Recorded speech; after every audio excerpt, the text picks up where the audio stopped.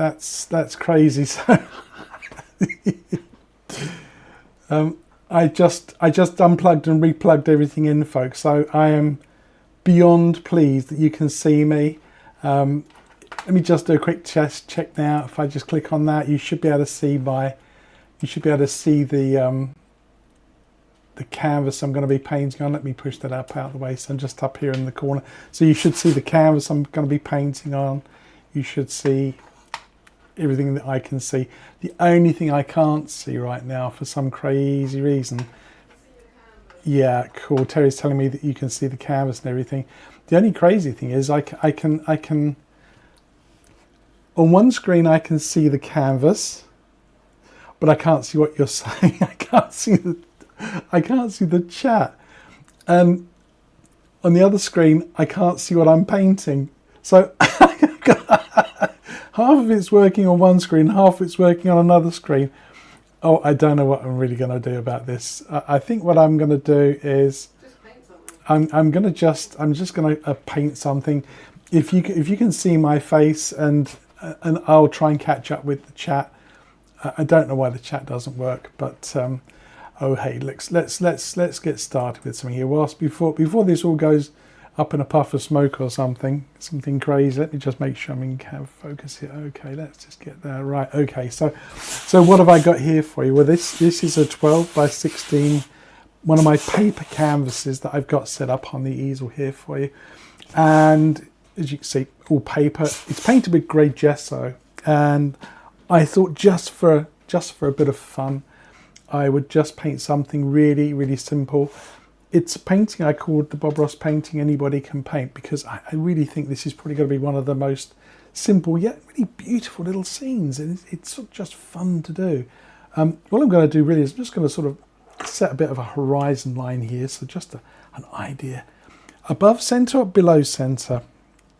You have to vote on it. That's right, you can vote, but I won't see what you're saying. So let's go a little below here, and all I'm doing is I'm just using a fan brush, just holding it up. I'm going to pop that up there like that. Make a little mark. Okay, and just draw the line between the two. Now try and use a fan brush which has got a fairly straight. You've got one with a bit of a hump in it. It's not going to work so well. This is what's called improvisation, when you forgot to put out a ruler, but it doesn't really matter. It's like anything when you paint, it's just having fun, isn't it? So I'm going to just drop in a bit of a horizon line. Okay, and you may have even seen this paint if I do a couple of shapes like that for you. Okay, these are going to be sand dunes and a little bit of colour in the centre here. And say it's just a bit of a fun painting. Now my camera's off centre a little bit, so the image looks a bit wonky. There we go. I'm going to just sit that there for you. Just awesome. Yeah. Sorry, Terry wants to talk to me. Chat on your computer. Yeah, Terry can sit. Terry's going to come and sit and watch the chat on my computer, and then she's going to shout instructions at me, which is going to be really cool. Okay. So there you go. So Terry's going to sit on my computer behind me, and okay, right. I don't know, again, it seems as though the chat has caught up with what I'm talking about, because now I can actually sort of see what's happening on my screen. I have no idea why this is happening this way around, but hey, there you go, folks. Okay. So, and there's yeah, Pippa, you're absolutely right. Terry to the rescue. I'm just reading some of the other lovely comments. I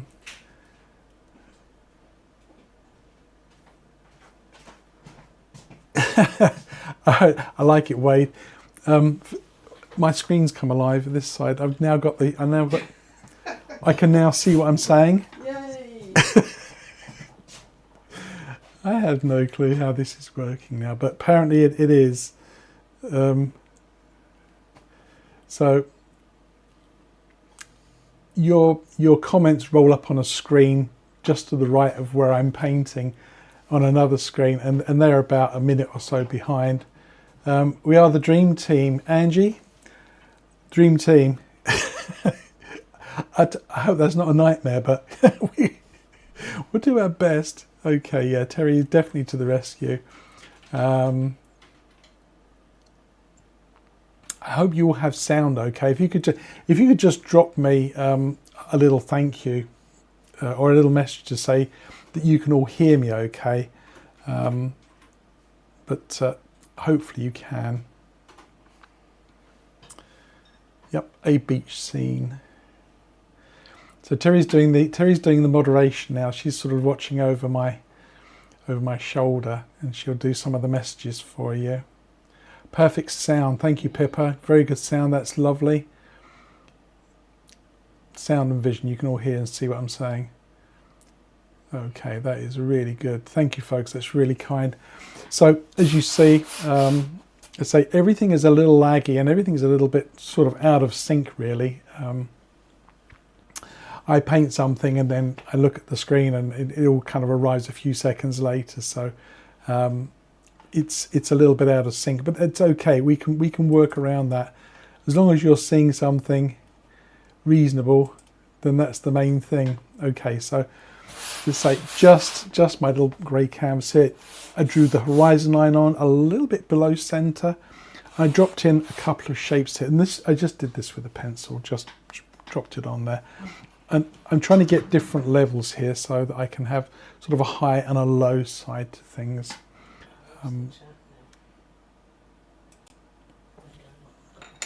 And what I'm going to do is I'm going to paint this a little differently. I'm actually going to do this as with water mixable oils for a change. Just all right, okay. So I'm moving the mouse and Terry's moving the mouse. So I'm trying to. I just realised that's happening. I'm like, what's happening? What's happening with the mouse? The mouse has got a It's got a mind of its own. mind of its own. And it's moving. What was that about, Dream Team? I told you it was a nightmare. Somehow we both controlling the mouse at the same time. Okay, so fortunately there's only one brush and I've got that. So, okay, so hopefully you can still see the stream okay. Yeah, okay. I shall read the stream. Yeah, breaking a few eggs. I think I've got more than 1 or 2 eggs here. Now, is that stream still working okay? Because I'm moving my hand around and this is not moving. Okay. On the computer. Yeah, it's not moving on here. Okay. Okay, right, that's it. So the lag is pretty long lag here. So what I've got here is I've got a little bit of linseed oil, and this is water mixable linseed oil, and I've got it on a 1-inch brush. And as I say, I'm going to use water mixable oils for this today. And I stress this often when I'm painting, that you really want to be putting this on here so thinly. This screen is about, the screen I'm looking at is about 5 minutes ahead of where you are. So I'll do a little bit of this and then I'll stop and try and catch up a little bit. So as you know, whenever I do add any kind of a base to the painting, whether it's liquid clear, liquid white, I'm always telling you, I say, make sure you don't get too much on there, because if you do, boy, you're in a world of trouble. You really are. Let me go and grab my torch. Okay. Pippa wants to know how the water mixable oils compare with mineral oils. It's a good question. Water mixable oils versus regular oils. To be honest, there's actually very little difference. They're both oil paints. That's the bottom line. People see the word water mixable and they think that it's something totally foreign, and it's not. They are both oil paints.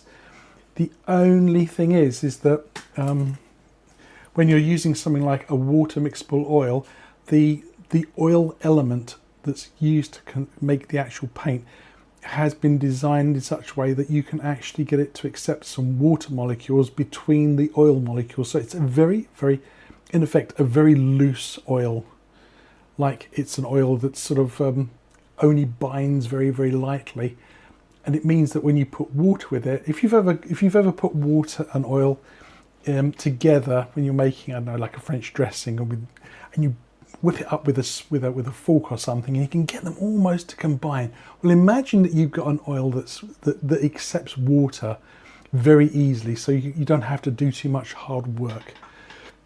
That's what water mixable oils are. They are still an oil paint. The only difference is because the bonds between the oil bits of the oil paint will let water get in there. It means you can almost dissolve the oil paint, and you can wash your brushes out in soap and water if you need to. So that's the difference between water mixable oils and regular oils. Regular oils need a solvent, but if you're sensitive to solvents, water mixable oils give you a good alternative. So as always, I'm going to try and get my finger to see if there's any kind of a sheen on there. Let me put my lights a bit. So what I'm looking at on here is if there's any kind of a shiny surface. If I can see any kind of a shine or a sheen on there that moves, in fact when I put my finger across it, it leaves any kind of a trace, then that's when I know that there's too much oil. And if you've got too much oil on here, then again, another little fix is simply to pick up a piece of paper towel and just gently blot this off. But you do need a little something on there.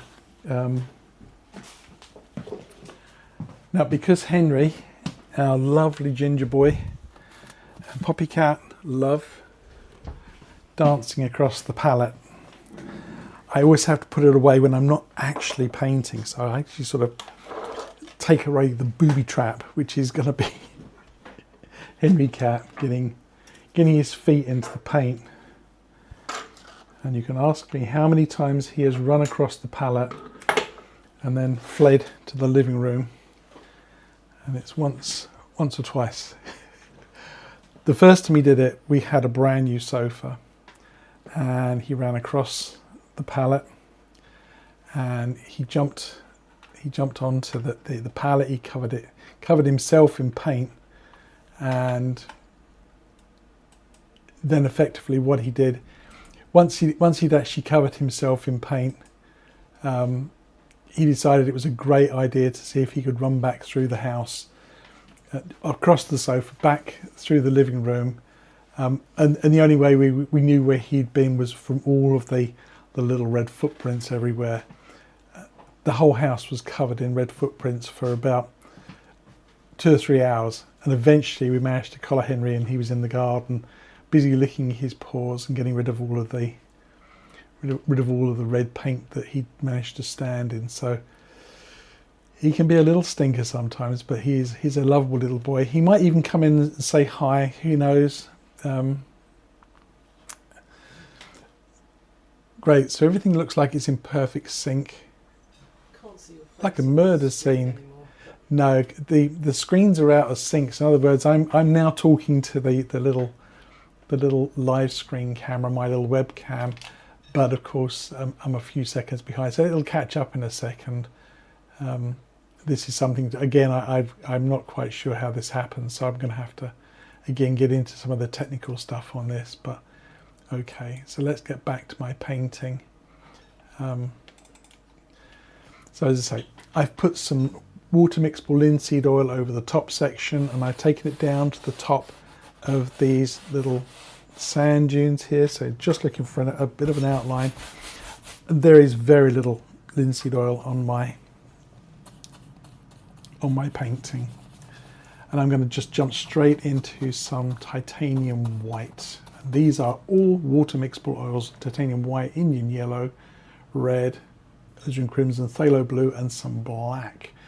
And this really, I decided to do this little painting for you today because I know that not everybody has access to Bob Ross products, okay?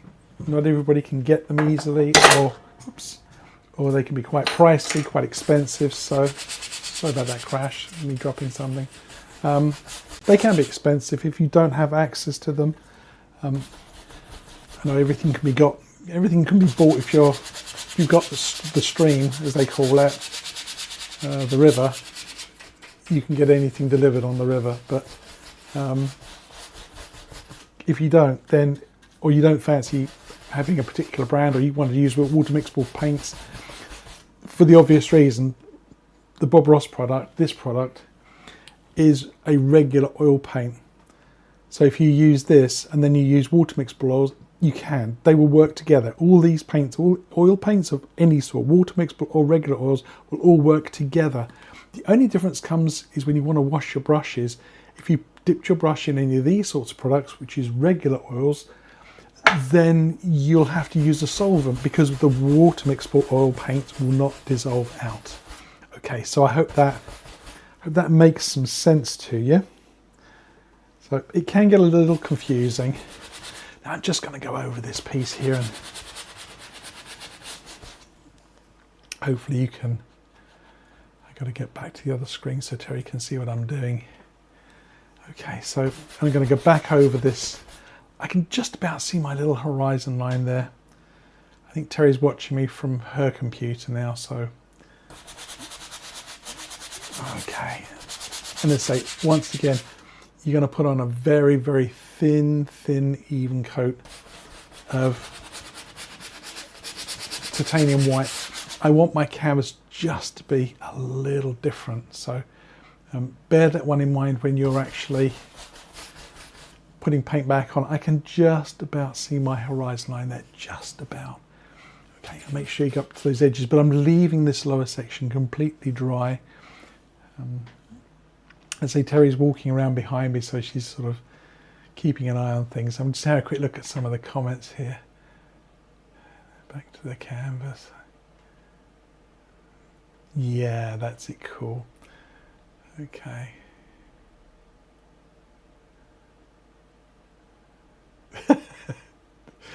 Terry's doing laps of the house. She might pop up on the feed. She needs to be back on my computer because that's where the feed's coming from. She might be able to make a comment up, and she might be able to make a comment. I'm not sure. There she is. At Tezoodle. That's Terry Tezoodle. So I dropped on that very, very thin coat of titanium white. And again, how do we test it?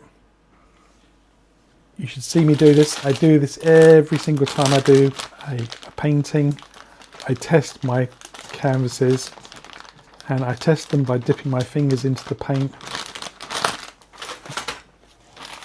And just touch your fingers to the painting, and you want to look for a nice fingerprint, okay? Not all clogged up, just a nice clean fingerprint.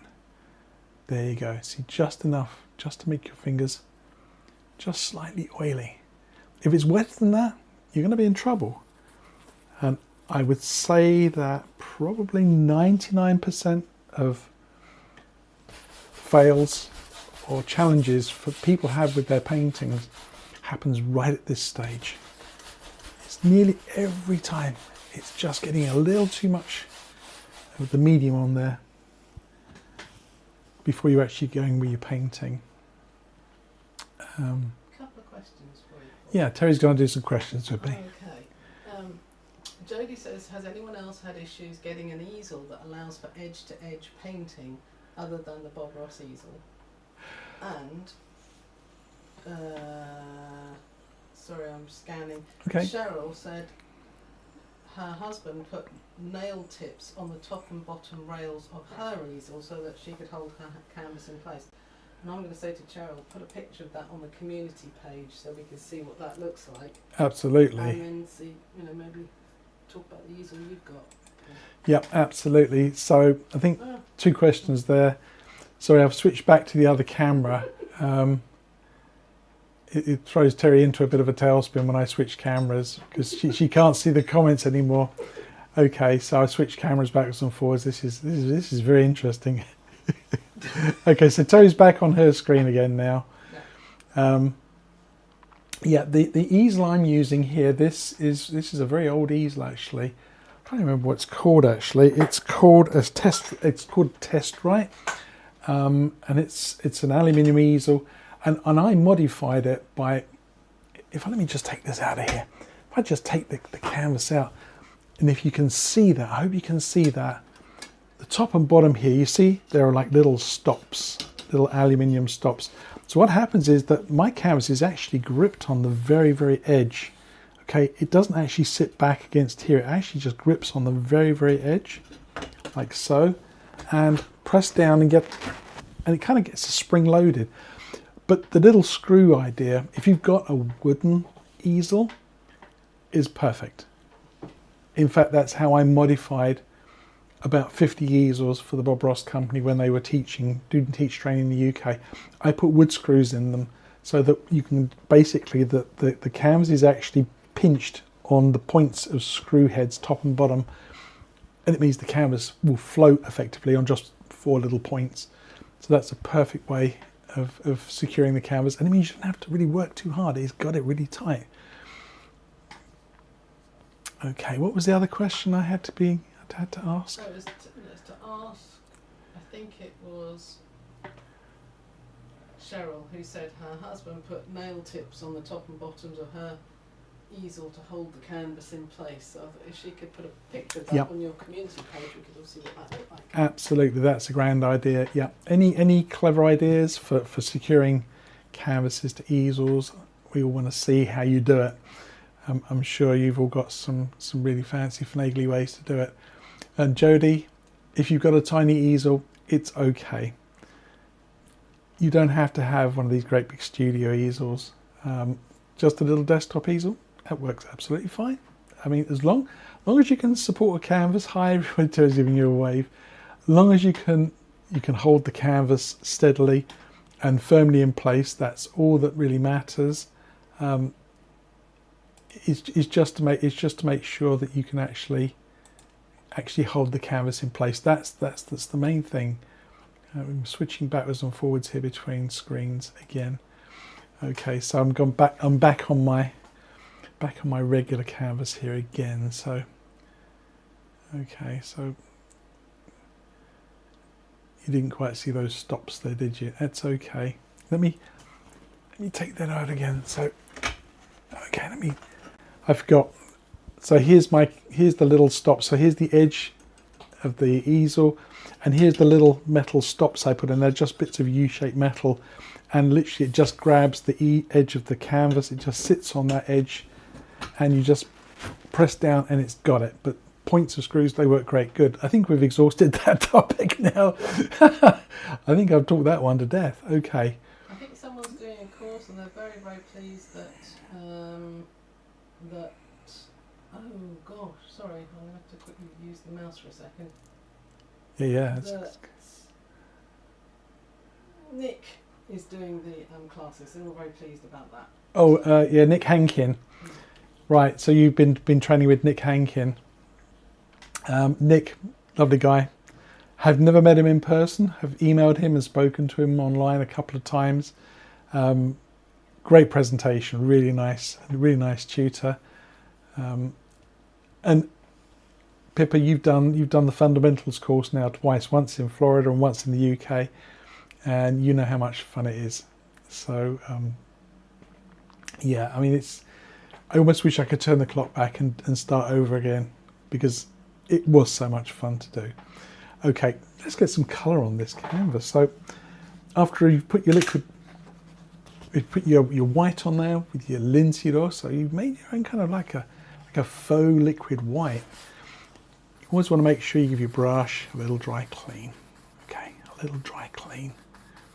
Okay, so you want to make sure you get rid of all the excess oil, because if you don't, then you run the risk of putting any linseed oil in here into your paint, and you're back in trouble again with a very wet canvas. So I'm going to jump straight into some Indian yellow. That's gorgeous, isn't it? Now this is, because this isn't a Bob Ross colour, this is a sort of a slightly orangey version to it. It's really pretty. And I'm going to simply drop some of that in across my horizon line. And I'm going to just let that sort of come down. Oops, lost one of my lights. Okay, so I'm just going to let that come down below into the water. I'll find the horizon line, don't worry about it. If it disappears, it's all okay. Now, when you're doing things like horizon lines, and you know you're going to be stacking colours, I'm going to be stacking some of this Indian yellow. I'm going to stack some nice sort of orangey colours on top, and then stacking some lavender colours on top. Many of you already know that you've got to overpaint. In other words, you've got to add on a blend area so that you can actually pull these colours together. So I'm always pretty generous with the colours like Indian yellow, because they're not the strongest colours. They tend to get kind of lost if you're not careful. Well, that's pretty, isn't it? I like that. I like that little stripe. So sometimes it does pay to be a little more kind of generous with a couple of these colours. Does that look nice, doesn't it? This is what, when you're painting, this is something which, again, I ask people to sort of really kind of, when they're having fun painting, is to work with what happens on the canvas. Sometimes, you know, sometimes you create something really amazing, and say again. Okay, so as you're adding the Indian yellow, your screen is okay.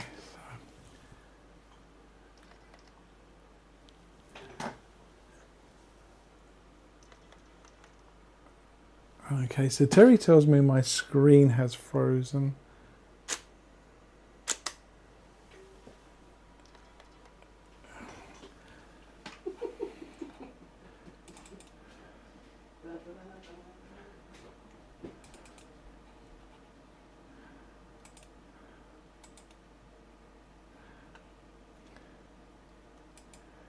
Okay, so Terry told me my screen froze just for a few seconds there. It's all happening today, folks. I tell you what, if you ever want a live stream to go to go pear-shaped, record this and show it to anybody. No one will ever do a live stream again. Okay, so I'm back. The camera's back in action again. So yeah, we're having a few fun and games. So work with what happens on your canvas here. You know, have fun with what you're doing, and you know. Can't see the yellow screen seems to have frozen, but you talking is okay. Yeah, okay. So Terry says me talking's okay. To the live cam. Yeah, that's okay.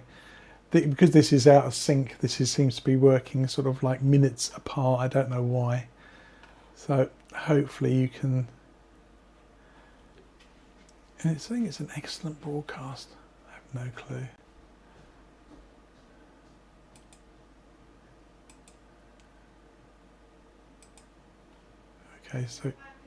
Okay, so I'm back again. I disappeared. I dropped out for a few seconds there. So yeah, work with what happens on your paintings. When things unexpected happen, don't try and fix things straight away. Okay, don't sort of just dive in and try and fix it straight away.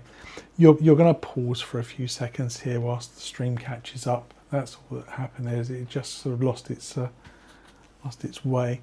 But when you have pretty things happen, like you have these streaks of yellow across there, don't think, oh, I must blend that out. Learn to work with what happens sometimes, because you can create some amazing stuff, and if you fix it before you kind of take a second to kind of consider what you've done, and sometimes you can miss out on something. I've fixed a few broken paintings that later on I wished I hadn't fixed, and sometimes those quirky things that happen. Okay, so I'm going to just jump into. So the stream will catch up in a second. I haven't lost you.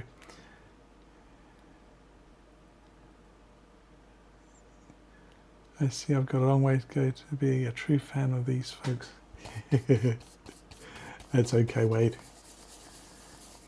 I'm just pleased for your company, to be honest. I mean, it's I say my technical expertise is somewhat lacking, so I made myself a nice warm orange colour here. I've gone into bright red and some Indian yellow and pulled these in together to make a nice orangey red colour. Now, you've got to be a little careful when you're using orange colours or reds to make oranges, okay? Because not all reds are equal. And this is where I say blending colours together. You have to allow a little more for a colour, a little overlap room so they can shake hands and not lose the other colour. But you've got to be a little careful with reds. The red I'm using is Cad Red Medium. So this is actually quite a dark red colour. Okay, so there's a darkish red colour. And you've got to be careful because some reds are what I call earth tones. In other words, they have like an earthiness to them. They have a dark, earthy sort of look to them. And what happens is when you put them up on the screen, they turn into a really sort of dirty orange colour. They don't have that nice lightness to them. They tend to look more like really grubby oranges, and they really don't look nice if you're doing something like a nice sunset where you want a slightly brighter colour. So I'm always making sure that when I actually painting with reds and that, I always make sure that I don't pick an earth red colour. Terry's going to tell me I've frozen again. No, it's good. Is it good? Just saying hi to deconstructing verbs because he's dug himself out of snow in Boston. Well done, mate. Oh, right. Snow in Boston. Wow. Yes, I saw some footage of what was happening in Minnesota. Holy moly! It was power lines, and they were so heavy with that. They had an ice storm that froze the power lines, and they had so much ice in them that they were sagging to the ground and then snapping. Yeah, pretty. We should never complain about the weather in this country. Although, you know, as a Brit, and Sylvia will bear this out, weather is a national concern for us. We can't stand anywhere without talking about the weather. So bear that one in mind. So as I said, oh, okay, my feed's catching up. I can see my screen's catching up again. So as I said, when you're using reds, be a little careful that you're not sort of using an earth red or an earthy red colour. Try and go for a cadmium red colour. They tend to be good. Plain bright red, Bob Ross bright red, is a little bit kind of earthy, so you've got to be careful. Now, what about my next colour? Can I use this brush again, do you think? What do you reckon? I want to make a lavender colour. I want to make it with a alizarin crimson and some phthalo blue. And I'm going to try using this brush, but I think I'm going to get myself into a pickle. Okay, I'm going to get myself in a pickle. I didn't get myself into a pickle here because I haven't put any red down here in the water. You didn't tell me, did you? You're supposed to be shouting the instructions to me, folks. You're supposed to be saying, Paul, you forgot. There we go. Smash it out there. And yeah, this is dry down in here. I didn't put anything down here at all. So. Okay, so let's grab a paper towel, dry clean my brush. Okay. Knock all that surplus paint out of my brush, and let's risk it. Let's try and see if we can make a nice lavender colour. While I'm trying to make that, I want you to think about why I might get myself into difficulty using this brush. We'll see if it does work out or not. So something should be apparent to you when I'm doing this. The problem is I'm making a really dirty lavender colour because the yellow and red on my brush here contaminating this. And this again, it's another one of those little hiccups. People just kind of, for the sake of picking up another brush or cleaning their brushes, they get themselves into trouble. And I do it. Say again? Okay. Where your picture that you're looking at on the left is not caught up. Not caught up at all. Yeah. I tell you what, I'm going to leave you all with Terry for a second because I need to have a comfort break. Terry's going to chat to you. She's just going to talk into the top of the microphone while I grab a comfort break. Hello everybody, it's Terry here. Hello. I don't normally speak like that. How are you all doing? We seem to have frozen again. Can you hear me okay?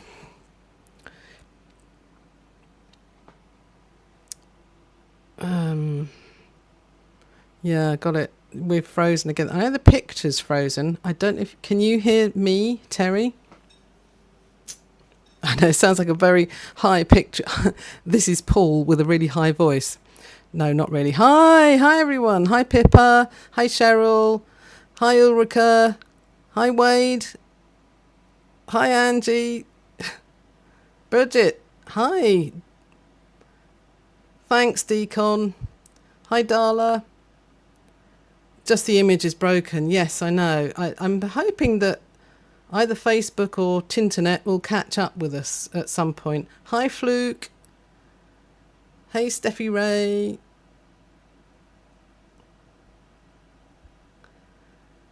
We do have the same humour. Yes, we do, Cheryl. Yeah, we do. Hi Stephanie. Yes, we do have the same humour. We have the same everything. People used to think we were binars for some time because we almost finished each other's sentences. There we are. So how are you all doing? You've dug yourself out of snow and ice to be here, and that's very kind of you. Thank you very much.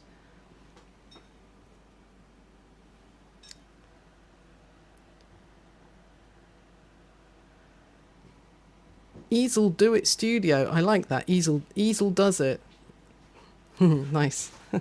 Paul went for Valium. Yeah. Big bucket load of the stuff.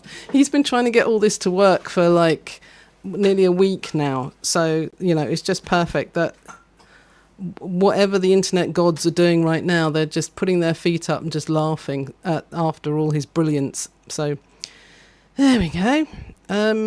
Yes, it's cold here in the UK, but not nearly as cold as everywhere else. So, you know, it's ridiculous. We get 3 nanomillimeters of snow that's melted by lunchtime and the whole country grinds to a halt. You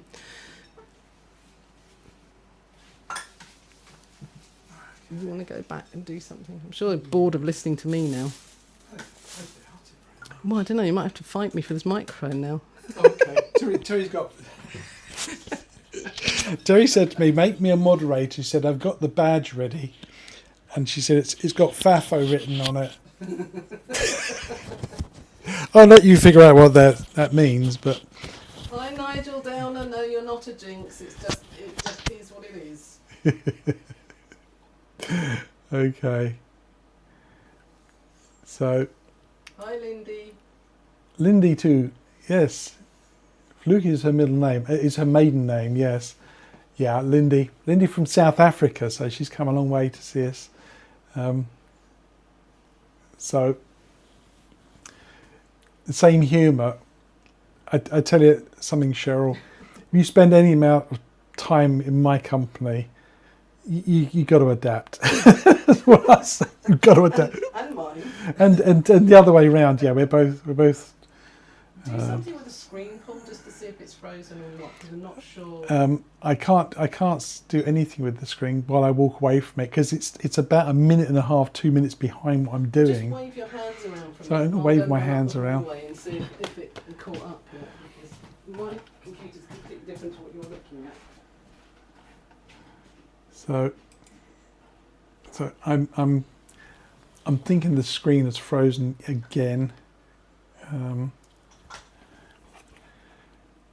For some reason or other, the camera now appears to be deciding it actually. Okay, so the camera's back again now. I tell you, folks, we have sound but not vision. Okay, so the camera is back again. Okay, so this is... Terry has been doing laps, so the screen is back again. So Must be the chap that throws things out. yeah, I'm Chap out.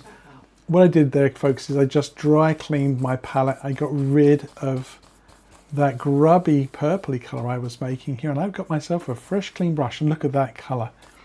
That's the colour I was looking for, not the grubby purple colour. Okay, now let's hit that at the top there. Let's hit that with a nice strong colour. Now the other thing you've got to be a little careful of here is that there is some yellow traces mixed in with this, and of course there's some blue mixed in with this, and of course when you get those two shaking hands with each other and then they hit the yellow down in here, oh, you know what happens. You can get ourselves in a world of trouble. So as I say, you've got to be aware of these little kind of pitfalls. Now something nice does happen actually when you get the red and this purpley colours together. You see, you can get some really nice kind of tobacco-y kind of colours in here. I'm going to just try and drift a little bit of that into the... And this might go a little brownish, but I'm not too worried about that. So if you start getting a lot of these brownish colours here and they kind of start getting a little invasive, just stop, dry clean your brush, give it a nice dry clean, and then just blend it out. Blend it out. And so as soon as you start seeing those ugly colours, stop, dry clean. Stop and dry clean. I think when I do the next live stream, if if my heart can take it, I'm probably going to use a different camera. I think this camera I'm using here gets tired. It goes for a lie down. You know that feeling, you think, oh, I've worked so hard today. It's time for a rest. I think that's what happens, is it goes for a lie down. It just doesn't tell me. It just goes off and has a rest. It seems like every 25 minutes, half an hour or so, it sort of kind of goes for a bit of a lie down and a bit of a dream. There we go. So see, I've got these nice graduated colours here. Now this is a classic combination of yellows, orangey reds and lavenders. If you're ever stuck for a pretty looking sky, this is the one to go for. You can make some fabulous looking sort of skies, and just give the main camera a chance to cool down. I think what's happening is it's just not used to running for so long, and it just has a little bit of a breakdown. Nervous, a bit like me. But so I'll give that just a couple of seconds to cool down. We'll go back. But as you can see, my canvas is got this sort of nice kind of look to it. And so you can just spend a few minutes from here. You can see that really quite an ugly looking colour here. Look at that, really strong. Okay, I'll just dry clean my brush now. I'm going to get into this area in here of my painting, and on the original painting it had liquid black, Bob Ross liquid black. Oh, I don't have Bob Ross liquid black in water mixable oil, so I'm going to just use a little bit of water mixable oil, and I'm going to just scrub this in. I'm just going to use a little brush for this. I'm going to just dissolve some of this colour, and I'm actually going to let some of this colour kind of sink in. How are we looking, sweetie? Stephanie wants to know what happens if you use the phthalo blue or the alizarin crimson with dioxazine purple. You can mix them all together. I actually got a tube of dioxazine purple, which is the prettiest looking colour. It's one of those colours that it only works really for skies and stuff, and bluebells. It makes great bluebells. But yeah, you can use dioxazine purple in place of, or just to have fun with it. There's no really hard and fast when you're doing this. Hello Bruno in Switzerland. Thank you for coming in to see us. So what I'm doing here is I'm just taking a little bit of the water mixable linseed oil into here again, just wetting this down. And you can see I'm getting a little bit of grubby colours in here, but it's okay. This is all going to be silhouette in a second. And again, you don't want too much of this on here, but strange enough with the liquid black, I don't mind if it gets a little wetter. You'll see in a second. I'm going to try and get... Oh, say again? Angel. Oh, hi, Angel. You're here as well. Sorry, Terry's doing go-between work. She's running between screens here because kind of half of it works and half of it's on a different screen. Yes, Angel. Really good. Great to see him. And Brigitte, thank you very much for coming in. Jody. Gosh, yes, you're all here for me. That's really, really lovely. As you see, I'm just literally mixing up a little bit of linseed oil here on my painting, and I'm just going to blend this in. Let's say, and if you pick up a little bit of colour from the sea, absolutely fine. This is all going to be a lovely silhouette. So the next one I'm going to jump straight into is some black. Now this is ivory black, water mixed oils. Let's put some of that down in here. Now, ivory black. Sure it's ivory black. Yeah, ivory black. And this colour was made from, originally ivory was made from burning bones. And they would burn bones, and I believe they used to take the charcoal and grind it up to make black. Now, because it was made from burning ivory or bone, the colour tends to be a little on the brownish side. See how that's got a brownish tint to it? There's a little bit of brown colour coming through for the background. But you've got ivory black, then you've got lamp black. Lamp black is dead flat black. It's made from the soot from lamps. In actual fact, I think there's 7 blacks. You'll correct me if I'm wrong, but I think there's obviously more than one. There's lamp black, ivory black, graphene black. You won't probably ever paint with that. That is absolutely totally flat black. But I'm using ivory black, so I want just a little bit of colour on my beach. And as I say, I'm just blocking this in. And I'm going to try and get a little bit of a special effect working here. So I'm going to try and get my sand dunes to crisscross over each other a little bit so that I can get a little bit of a light trail going through. So a couple of different sizes, one a little higher, one a little lower. And I'm going to try and get a nice effect to work here. Pippa says it'd be nice to be able to see your setup. Maybe you could do a short on that next week. Sure, that sounds like a fun thing to do, Pippa. It's nothing too remarkable, but I could definitely show you how I kind of set my table up and kind of have the easel set up and the palette set out. I'll do a little short for you next week on that one. So as I'm working away here, see, I'm just blocking this in. And you see, I'm letting some of these colours stay through. I'm not being kind of like too strong with this. So I want to think about how the light could come through from the background here. And I want this to be darker on these edges. I want this to be a little bit paler through the centre here. And I'm just going to pull in some nice bumps and bumps and things. Yeah, maybe just a little bit of a hump and a bump in here too. And I'm going to have a little crisscross here, so I'm going to just pull this dune. It's going to come across. I'm going to try and capture a little bit of light in there. So I'm just going to pull a little bit of dark over. So you see, I've got a little overlap here. I'm going to go into that area now. So we've got some light coming through here, and we've got a little bit of a crisscross coming through into here. And this way you can kind of get some nice layering effects happening in your painting. And so this is a very, very nice, simple little painting.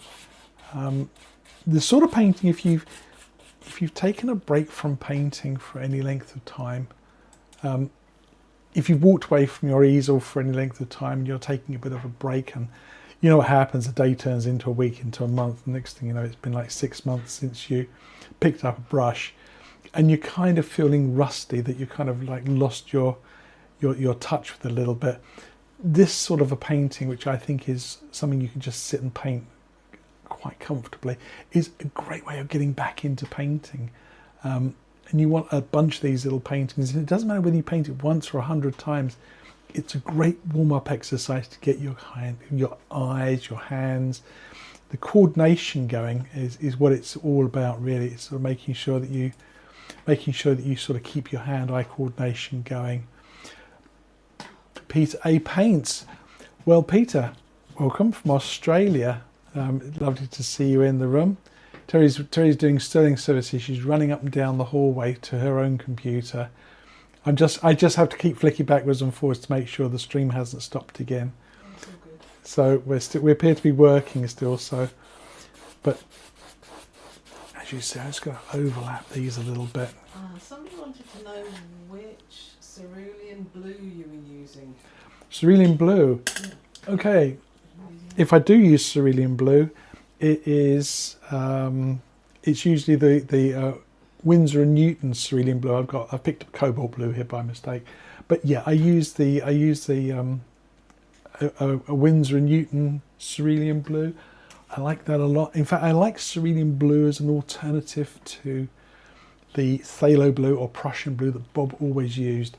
I find in some of the skies, especially here in the UK, the skies, let me just flip back onto the other screen.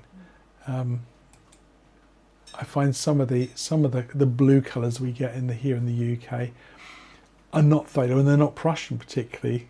And you need another colour. You need another sort of blue. And cerulean blue gives you that lovely soft blue colour that I think works really well for English skies. It's got that nice subtle mixture. It's not tropical and it's not really flat dark sky, but it's got that sort of nice bright springtime, autumn time sky. So cerulean blue is one of my favourites. You'll see me use it occasionally.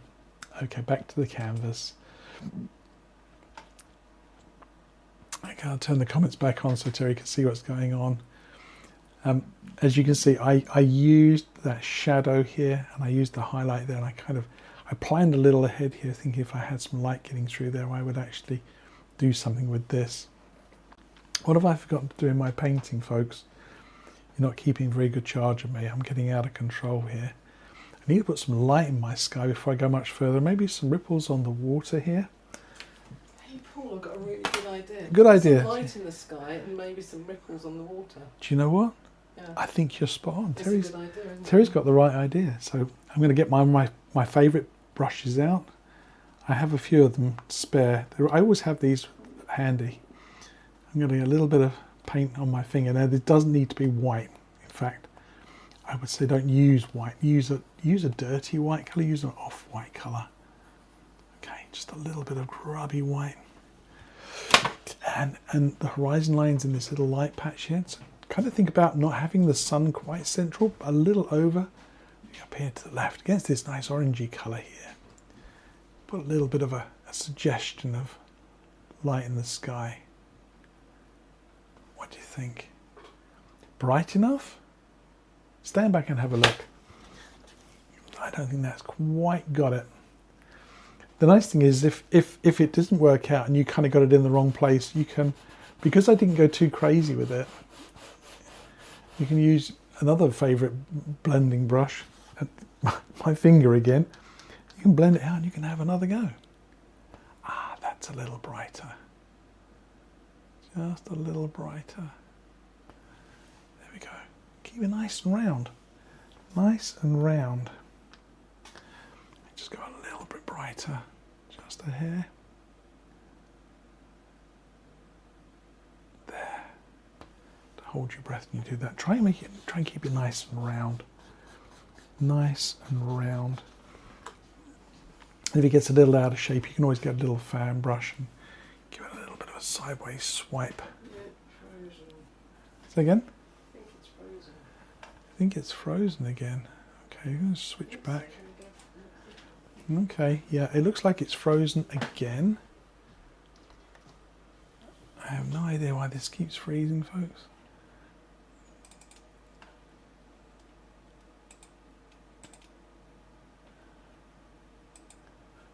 Okay, so the camera's back again. Yeah, this camera is obviously not happy doing live streams, despite the fact that I thought it was. there we go. I've kind of made my circle nice and round, and again, no pressure on that brush, just literally just touch it in, then just kind of make a little soft edge to things.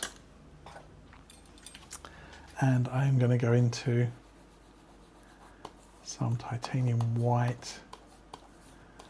Again, not pure white, not pure white. Grab a little bit of colour, little bit, tiny bit. And here's my waterline here.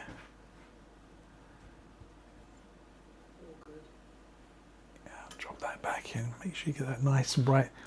And it doesn't have to be continuous. You can have little breaks in here. And if you've lost your waterline and you're not 100% sure if you're straight, you can always get your fan brush back and you can measure up. That looks about right there. That looks about right there, yeah. So I've got an idea roughly where I am. There we go. I think that's about straight and level. Okay. And just have fun with this. Just drop in a few of these little shimmery doos on the water here. In the background, they're tightly bunched together. As you come forwards, you can have a little more of a gap between them. But you really want kind of the light trail through the center here. Again, lots of little simple things you could do to really enhance your paintings.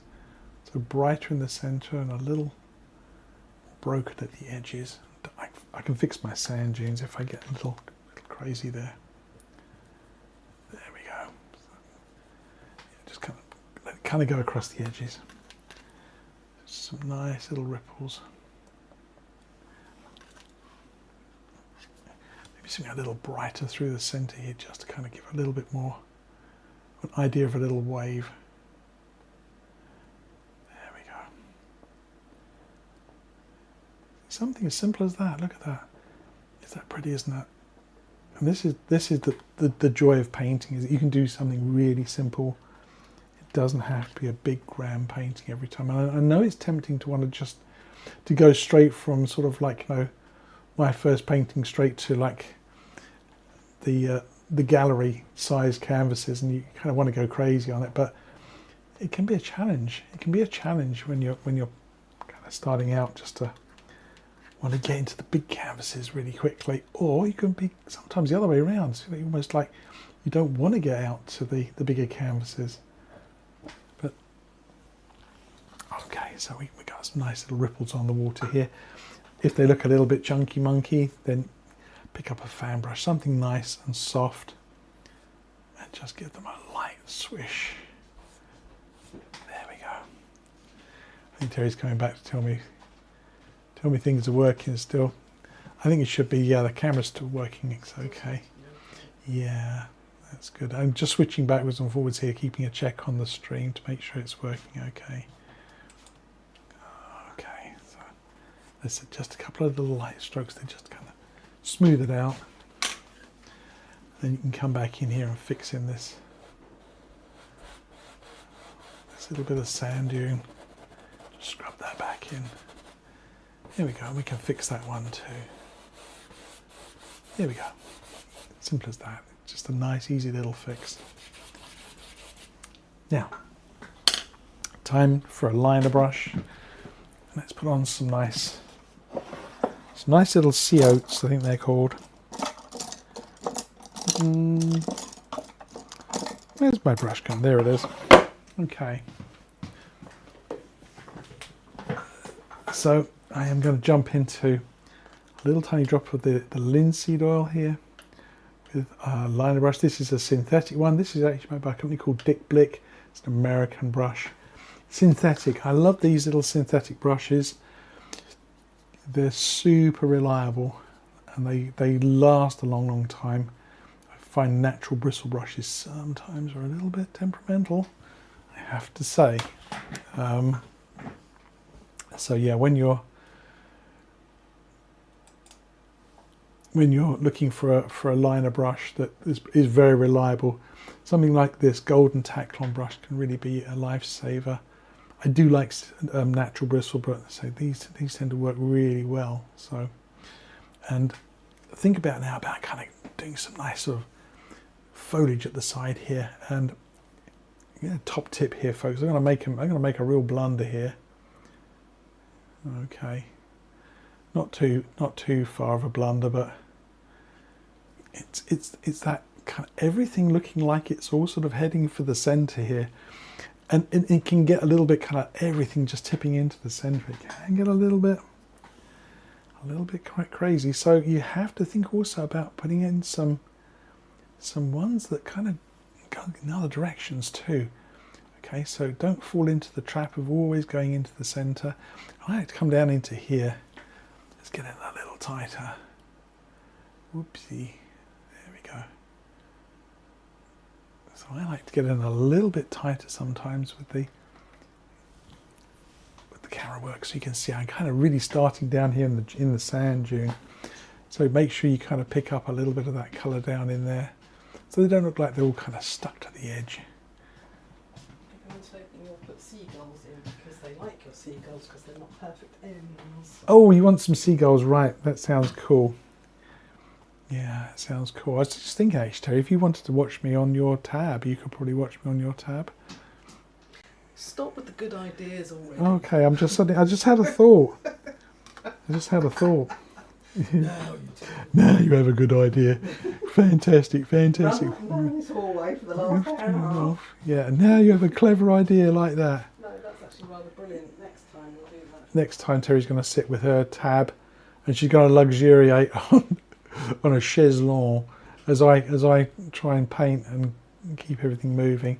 You'll notice again I get right back down the handle with this brush and really kind of make sure I get some really fine strokes here with it.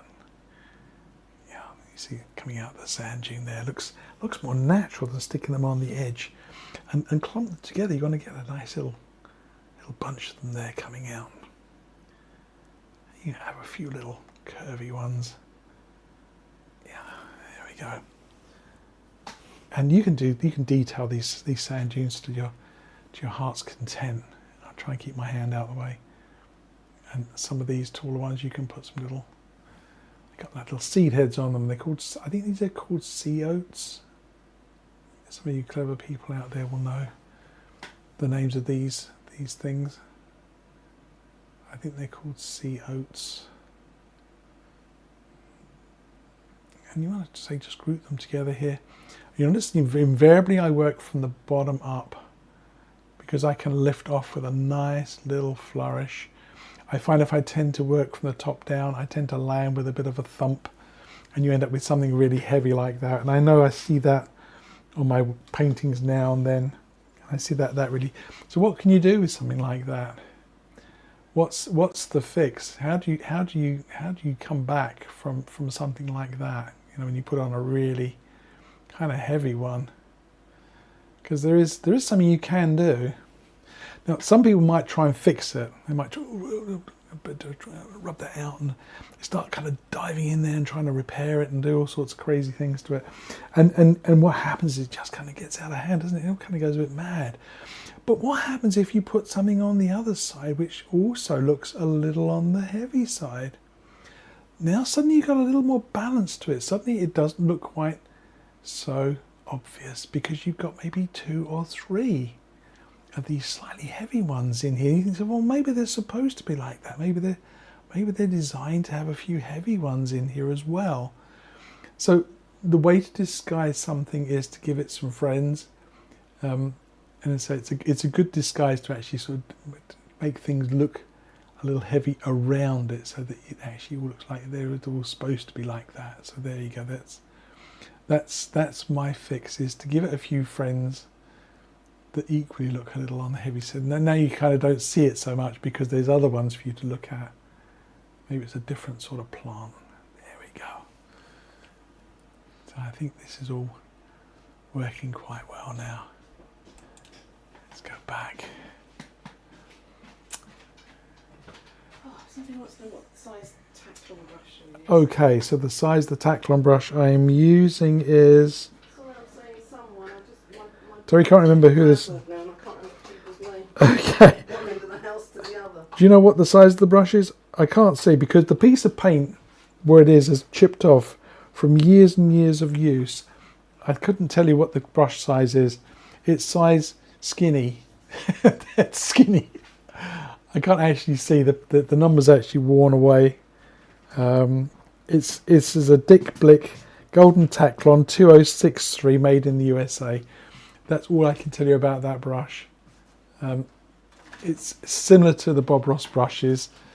I'm not sure Terry can find one that's whole, but it will be very, very similar to a Bob Ross. Okay, Terry's found them. God, I'll tell you what, I'm blooming. She's found the brushes, ones that aren't damaged. Superhuman, me, you know. I think it's at the top there. Is it number 3? Number 1. Hang on, I can't see what I'm doing because I'm not in the Okay. Cool. I think that says 4, unless it's... Is it number 4? It's a number 4 liner brush. It's a skinny job, folks. 2063. 2063. They bounce well. They bounce really well. They sound good. 1. It's a 1. It is a number 1 brush. It's a 1, everybody. Okay, so Terry has pronounced it a number 1. Could you say hi to Deacon again and say, it's nice to meet you. I am the Tazoodle on the page because I think I'm causing confusionment. Decon. In here.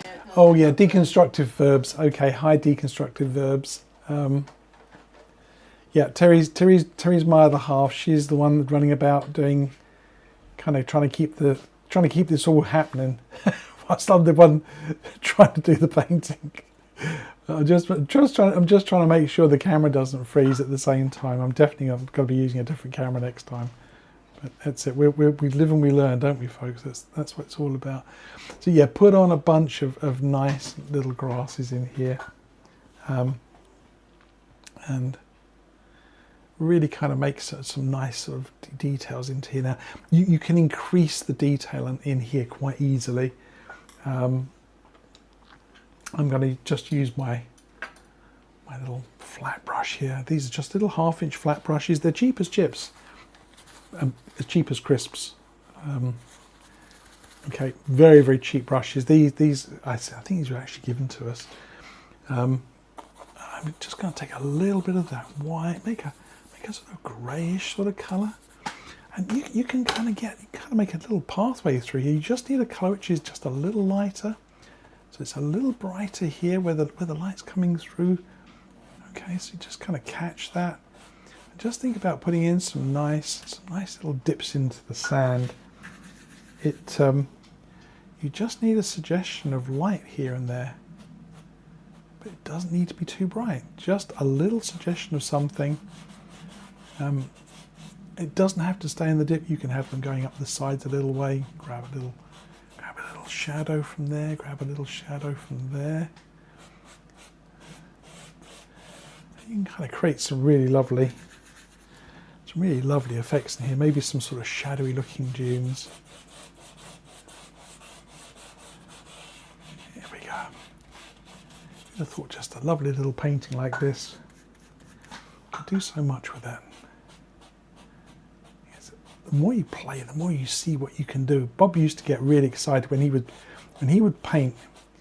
I know Bob worked to a pretty good formula. He had everything pretty much planned out.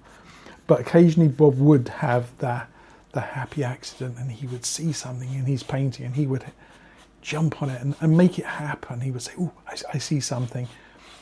Sometimes I think he kind of half expected it, but sometimes I think he did get a little surprised. You know, some little happy accidents happened, and he took advantage of it. So see how we got that nice little pathway there? Maybe we get some little bits of sand up against the base of some of these little grasses in here. Yeah. Could you do a little close up on loading a brush for the liner brush for grasses? Oh sure, no problem. It gets Yeah. gloopy. Gets gloopy, yeah.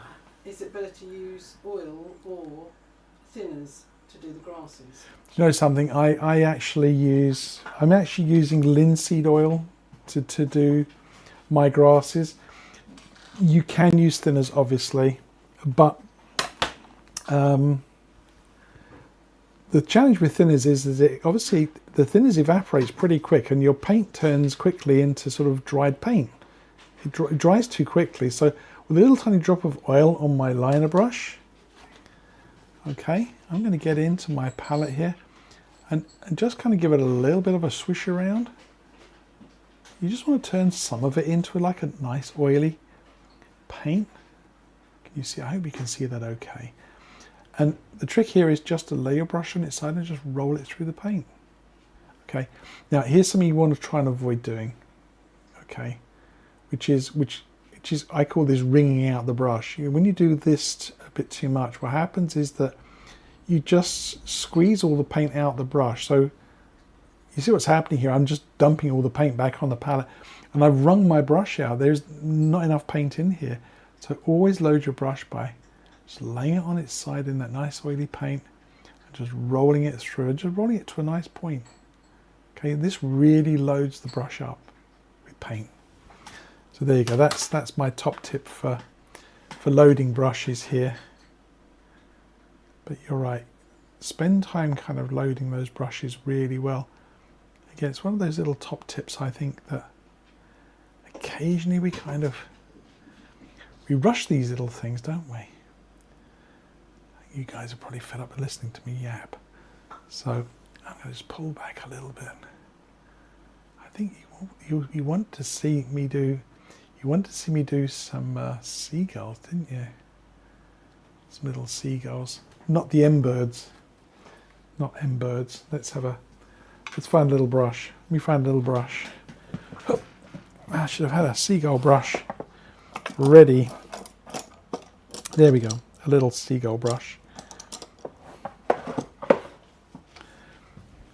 Okay, one of my favourite brushes for doing things like little seagulls are these little chisel brushes. These little, I think they're called angled shaders. Okay, now these ones are from a company called Royal Crafter. They're Langnickel, Royal and Langnickel. These things are literally £1 or $1. They are so cheap. I've worn the rubber grip off. This one's lost its rubber grip, it's worn out. But these little angle brushes here, they're really great for getting in there, doing those little details. And I like to do my little seagulls a little differently. I'm going to just go through some of my light colour paint here. It's fairly oily. It doesn't need, I don't think it needs any oil with it. Maybe a touch. I'm going to load my brush and groom it through this paint really well. Groom it through. I'm going to do a slightly bigger seagull for you. This is just a one way, and I like to have my seagulls crossing over. So think about how you can kind of get that brush to kind of come in there and do a little kind of, I think it looks like a little eyebrow. Okay, reload. And then you can get the other one to come in from the other side. Whoops. And then when they cross over, it looks like you've got the tail and the head all in one. So this one looks like it's slightly flying away from you. Okay, you can do a smaller one, a little job like that. There. And if you don't like them, you can turn them into clouds. There we go. See? Easy fix. But it only works really when you do it somewhere where you can rub your finger on it. So if you did a seagull in this area and then tried to blend them together, you'll probably end up with a mud. So it was a strategically placed seagull. So again, just do a little kind of press and pull, a little flap that way, and you've got the little head and the tail all in one go. Let's do another little fella. Get another little angle to him. It looks like he's kind of flying away to the right. How many should we have? Frozen again. Okay.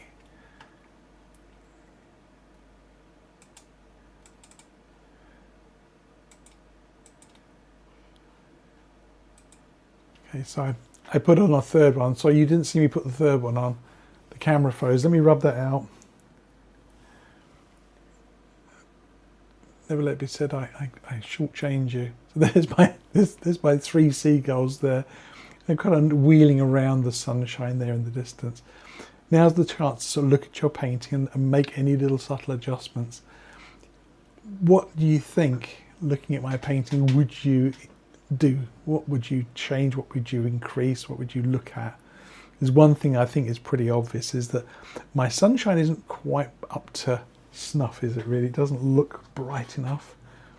So I'm going to just jump back in and get a little bit more. See, I prefer to be a little bit on the kind of on the cautious side with my sunshine, because I can always brighten it up. Putting a great big fireball in the sky is a headache. But you can always brighten it up a little bit. I think I'm not far away there. What do you reckon? I think that's pretty nice. So, what more could I add to my painting? Well, one thing it definitely needs, I think I've worn you out, is a signature. So I'm going to just put my initials on there. There you go. And it is the first month of 2026. So there we go. A really simple, nice, easy little painting that anybody could paint. Let me just switch cameras again. So there you go. A nice little painting for you to look at. It's one I think anybody could paint, and everyone should have available to paint, because it's a nice little scene and it's not too complicated for you to do. So I think there's a few questions here. Pete the watchmaker says, can you fill in the bottom of some of the grasses on the top of the dune? Can I fill them in? Yeah, it's just at the bottom of some where they up in here. Where they meet that. You could probably. Yeah, I could probably. You can go back in and do that. Oh yeah, no problem. Let's jump back on my camera here. Let's switch cameras. Yeah, so if you've got any of these little sand dunes, these little grasses up here that look a little kind of like they're not quite sitting down into the grass, you can come and tidy them up. You're probably best to work on those sort of things in some layers.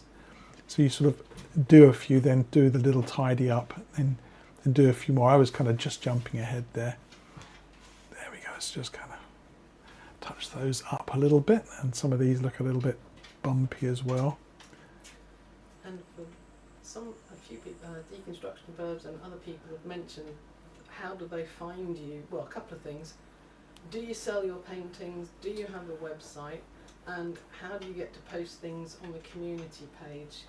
I just mentioned that you can find the community page on your YouTube site, and there is a link that says visit the community. Yes. There. Right. So the community page is only available on mobile. You won't find it on the main channel page. YouTube only make it available on mobile, so you'll have to go there. I can find it. You can find it on some desktops. So that must be something recently that they've introduced, because that wasn't probably this evening. Probably 5 minutes after I went live, which is probably the reason why this all went in a handcart. So yeah, so you can do it on some desktops, but mainly on mobiles. You will find the community post page there. You can drop your details there with paintings and do all of that. Do I sell my paintings? Well, I haven't sold my paintings for a very long time, principally because shipping is horrendous. We had something delivered from America and it cost $80 to purchase, and half of that cost was shipping, and it was just a book, and it cost, as I say, it cost $80 just to ship the book at this. It's just kind of crazy prices here of sort of shipping anything. So I'm just trying to get this won't come back. Okay, so yeah, it's the prices of shipping is mad. You can pay almost as much for getting a product sent to you as you can the cost of the product. So shipping's a little mad. So I haven't really tried to sort of get too far with selling paintings. But that having been said, one thing you kind of have to bear in mind is that I paint on paper a lot, and whereas canvases are usually archival, they will last centuries. I can't guarantee my papers that I paint on will last you like 50 years or 100 years. So after the first sort of 50 years, I'm afraid you're out of guarantee. Having said that, I have some of my paintings that I painted on paper 20 years ago, and they look exactly the same. And as far as I'm aware, they've never deteriorated. I've got stacks of them that are test paintings, little bits and pieces that I did. They've never changed. They look exactly the same. So I wouldn't really have too much of a problem selling a painting. But the other thing, which if you're interested, is I'm making some digital downloads. Some people want to actually have a print turned into a painting on a canvas, but you need a really high resolution image to do it. So what I'm doing is I'm actually photographing, I'm digitizing, I'm making some really high resolution images of the paintings I do, and I'm putting those in my Buy Me a Coffee shop. So you'll see down in the description there's something called Buy Me a Coffee. Click on there, look for the word shop and open it, and you'll see I think I put 4 or 5 on there, and I will slowly over time add more. Every week I'll be adding more. The print is it's £12, and what happens is as soon as you purchase it, you get the link straight back, and you can download it. Then you can send that to the printmaker of your choice if there's a local print shop in town that you want to use. But there are so many print shops online that you can actually just sort of send the resolution of the image to them, and they will turn it into a canvas and post it back to you. It's easier than me trying to do it from the UK. Again, shipping is a nightmare, and trying to arrange things as an intermediary is a bit of a nightmare. So I thought if I make digital downloads, you can have it. You can either print it at home if you've got a really good printer, you can print it off at home and keep it, frame your own print, or as I say, give it to a professional print on demand print shop, and say there are so many of them all over the world, so you can pretty much get as good as my painting on your wall for just a little bit less. How much would I sell a painting for? I don't know, is the honest truth. I think it's probably going to be somewhere between sort of £200 and £300, whatever the equivalent is in dollars. But as I say, I haven't really sort of kind of focused on that too much. I've really been focusing on the teaching side of things. So that's a couple of ways in. Now, before we sort of wrap up the stream, and Terry will tell me if there's any more questions. But can you see your live chat at all? Oh yeah, let's have a quick look at the live chats. Pete Watchmaker, who was just Hi, Pete Watchmaker. Hi, Pippa. Do you like the idea of the what's that about socks and pants? Yeah, I should be making socks, pants, and t-shirts. Right. What do you think? Is a Chinese laundry, Sylvia? Yeah, Sylvia. Oh, putting stuff on Redbubble, that's why. Redbubble, okay. Yeah, I mean, A lot of people have asked about the painting behind it. Do they mean this one? let's have a quick look and see what you actually mean. Is it the one on the wall behind? Oh, that one there. That if it's the painting be directly behind me, it's the seascape from last week. Terry's going to fetch it over for me. So yeah, that's the seascape from last week. Terry in her finest PJs. It's the only problem you got to remember when you're on screen. It's like the news broadcast when he stands up and he's wearing a tutu or something. I kind of. I'm gonna stop that. Yeah, Terry's in joggers. Expensive dressing gown. Joggers and a dressing gown because it's real comfortable. There's all sorts of places I could start promoting stuff. I'm going to just start with doing the digital downloadable prints and say it's an instant download. Now, the other thing I'm going to mention is a big thank you to anybody who has become a supporter of the channel through the members. Now, the members is something which YouTube organises. They have a membership level, and I've just set it at $1 or £1, whichever it is, and it's like £1 a month, and it's a thank you from you to support the channel, to pay for some more paint. I also have to thank the people who are in my Buy Me a Coffee, my little superstars who chip in a little more, and you know, some of you are so generous. I cannot tell you. Every time I get money in my little coffee pot. I'm kind of so overjoyed. It really does always brings a tear to my eye. Big old softy. But no, it's just so sweet of you to do that. I can't thank you enough.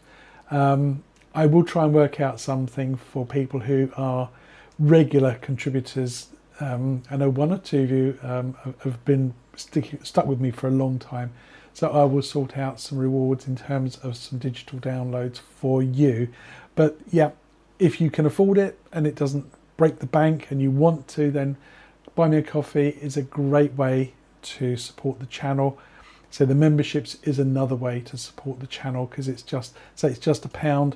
YouTube take a chunk, I get a little bit. But overall, it's another way of supporting the channel. And I think that's just about it, folks. I think I've bored you to death. I think this has been a fun experience. I hope it's been a fun experience for you. It's been a little stressful. I will change my camera for a different camera that likes live streaming. Just having a quick look on here. Just have to say for Mike and everybody else. Deanne, hi Deanne. Gosh, all the names on here that I recognise. Tazoodle, thank you Tazoodle for all your work. Thank you Cheryl. Who's on here? Terry's pointing at the screen. Jody, thank you so much. Cheryl, you've all been wonderful. Thank you so much for putting up with me trying to get this live stream working. I promise next month I would get things set up a little better so that things don't get off to such a shaky start. And I'll do my best anyway. So with that, I hope you've enjoyed my painting. Let me push me out the way. Let me just squeeze me out the way and